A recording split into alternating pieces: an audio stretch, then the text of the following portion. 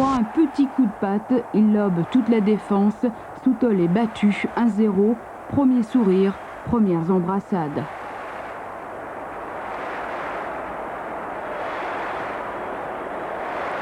« 14 minutes plus tard, Everton égalise. Depuis 10 minutes déjà, ça sent le but. Une phase confuse dans le rectangle. McDonald, le capitaine, servira chaud cet envoi. Service rapide pour un fast-but. Walsh, encore lui, doublera la marque pour Tottenham. Allen tente une première fois sa chance. Le ballon dévié par la défense, Walsh récupère et conclut l'action. Tottenham sur son terrain bat Everton 2-1.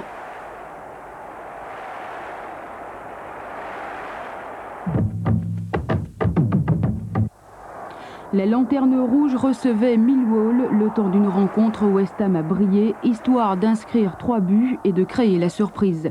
Premier but, il est signé Dix, mais le gardien de celui-là, il s'en souviendra longtemps.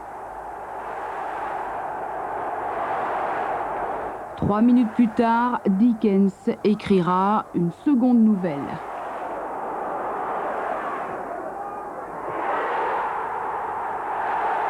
West Ham est transcendé. Millwall avait visiblement sous-estimé son adversaire, ainsi que le portier de West Ham. Il avait parié que rien ne rentrerait, pari gagné. C'est à 1 minute du repos que West Ham inscrira le numéro 3. Il est signé Paris, comme quoi la relégation peut donner des ailes.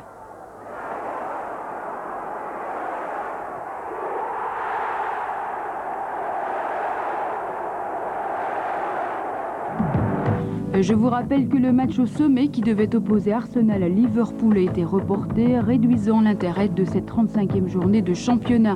Victoire de Charlton, Queen's Park Rangers, Derby County et Nottingham Forest. Au classement, Nottingham Forest réussit une bonne opération, 4e au classement. Il est revenu à 1 point de Norwich. David Oxley et Alain Slinarzik viennent de passer une semaine à Liverpool. Dans l'émission Enquête du jeudi 4 mai, ils consacreront un long reportage à la tragédie du 15 avril dernier et à ses conséquences, bien sûr.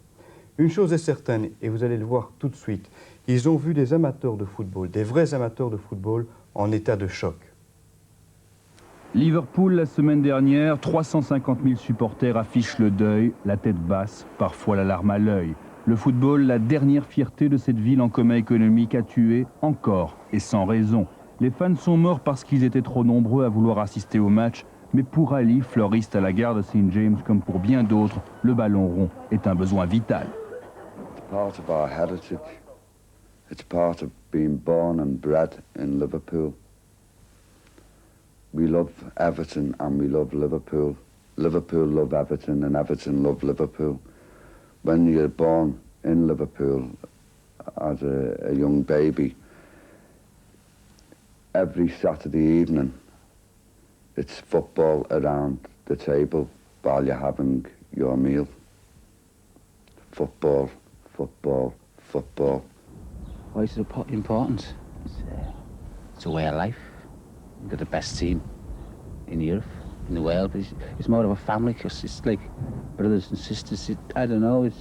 You can't really explain it unless you live there, you know, unless you are a Liverpoolian, really. But it's very important. Not to everybody, but to the majority of the people.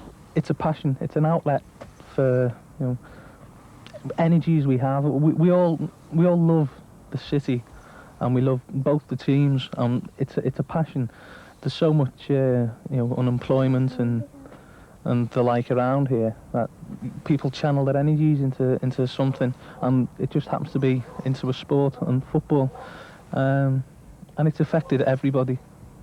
Dans cette rue d'un faubourg proche de la ville, 3 personnes ont trouvé la mort à Hillsborough. Les journaux locaux sont devenus de grandes nécrologies et le stade de Anfield une véritable cathédrale où les sièges de ceux qui n'assisteront plus jamais à un match sont marqués de quelques fleurs. Jour après jour, les supporters y défilent par dizaines de milliers. Le spectacle glace le sang. On cherche les animaux dangereux que certains voudraient mettre en cage.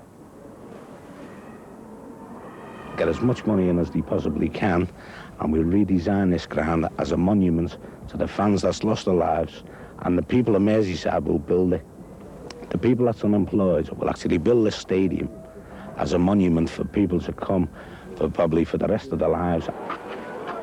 Blessé dans son âme une première fois à Hillsborough, Liverpool l'a été ensuite par la presse à scandale britannique qui n'a pas attendu que les morts soient enterrés pour parler de hooliganisme. L'accusation est aussi facile que non fondée et la réponse a été immédiate. I saw an advertisement for one of these papers. It said, disaster edition. I mean, a lot of us here think that all editions of that paper are a disaster. And what I'd like to do is to say to real football supporters all over the country, real supporters, and people who want to show their feelings for people in Liverpool and for the bereaved, tomorrow morning, don't buy the papers we all know we're talking about. John Don't Ashton. buy them. Thank you very much, Lee, for coming in. Lucy. Are you still selling the Sun? No, Why? because of what the princes. They've printed disgusting lies in it. Toute la communauté de Liverpool s'est unie pour bannir le Sun et le Star avec la même force qu'il a uni pour venir en aide aux familles des victimes. Dans cette rue commerçante, un organiste et une chanteuse ont récolté plus d'1 million de francs belges en 5 jours et en une semaine, le fonds d'aide aux victimes comptait plus de 100 millions de 9 francs.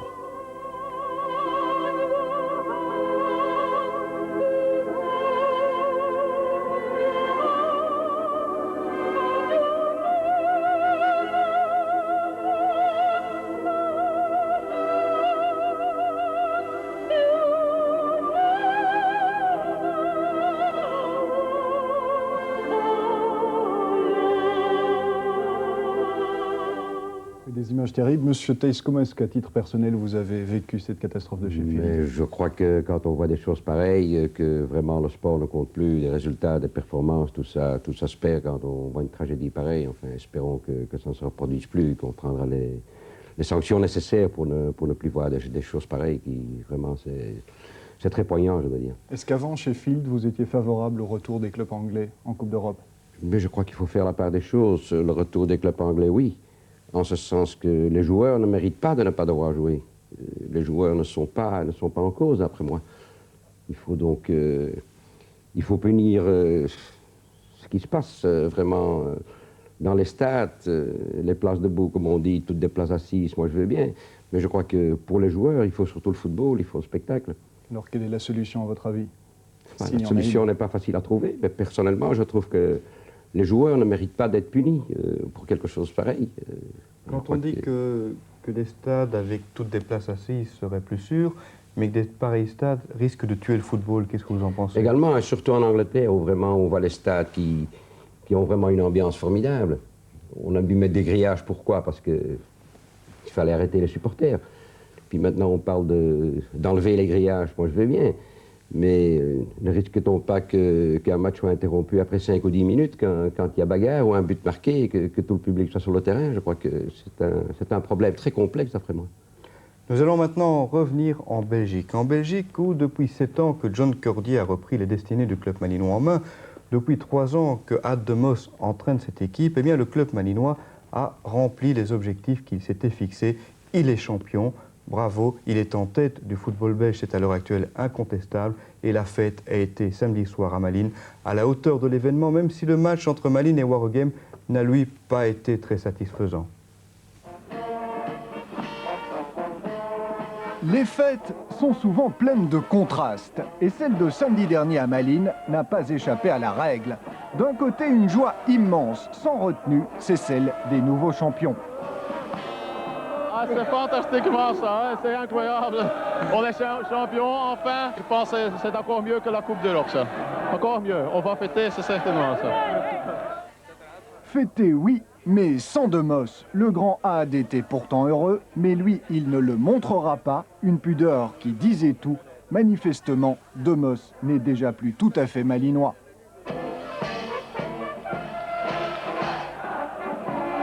Ça fait 2 fois que je suis champion en 3 ans, je crois qu'on ne peut pas faire mieux. Hein. C'est déjà absolument fantastique, 2 fois de champagne en 3 ans, c'est pas mal, je trouve. Contraste encore avec la peine du pauvre Pascal de Wilde, blessé au bras en cours de partie. Lui non plus ne sera pas de la fête.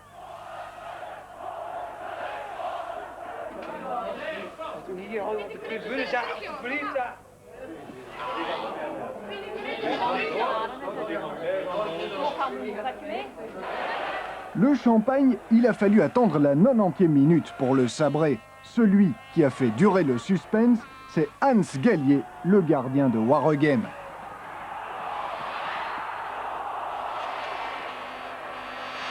Gallier ne commettra qu'une seule erreur sur un centre d'Ohana, et là, c'est la chance qui vient à son secours.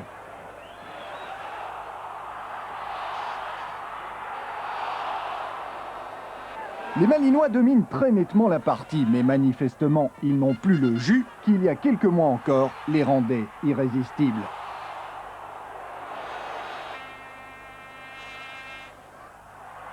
Ne l'oublions pas, les joueurs d'Ademos se sont battus comme des lions sur tous les fronts, et même si aujourd'hui ils ressentent tous ces efforts, le titre, ils l'ont 100 fois mérité. Bravo donc aux Malinois.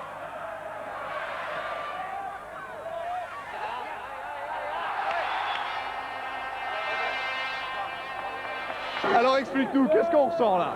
Ah bah, on devient dingue, hein. Je t'avais dit qu'on devenait fou après une Coupe d'Europe, après le championnat on devient dingue. C'est la même chose, même genre de sensation?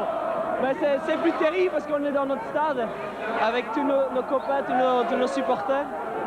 Alors, pas un petit goût amer malgré tout, le fait que ce soit pas terminé par une victoire? Oui, on aurait voulu faire exploser le stade pendant le match. On a fait notre possible, mais on l'a pas réussi. Mais enfin, il faut nous pardonner parce qu'on est cuits.